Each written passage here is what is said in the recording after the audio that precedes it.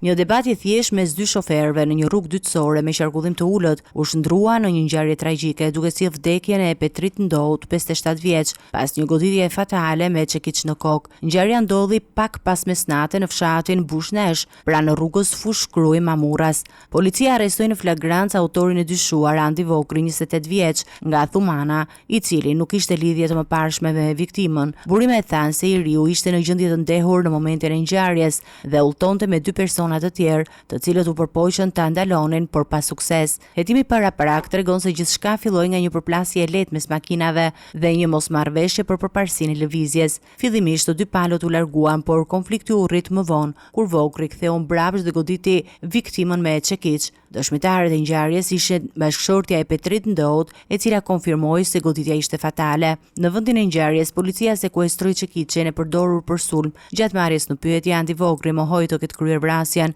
duke pretenduar se mes tij dhe viktimës kishte pasur vetëm një debat verbal për fërkim të makinave. Megjithatë, dëshmi të tjera nga personat e pranishëm dhe hetimet e deritanishme e kundërshtojnë këtë version. Policia dhe prokuroria po vijojnë hetimin për të zbardhur plotësisht dinamikën e ngjarjes dhe për ta përcaktuar rolin e të tjerëve që ndodheshin në automjetin e 28 vjeçarit. Ndërkohë, familja e viktimës ka hapur dyert e mortit dhe po përgatitet për varrimin e Petrit Ndout. 57 vjeçari ishte me origjinë nga fshati Poravi i Fusharësit dhe prej disa vitesh jetonte në Kamz.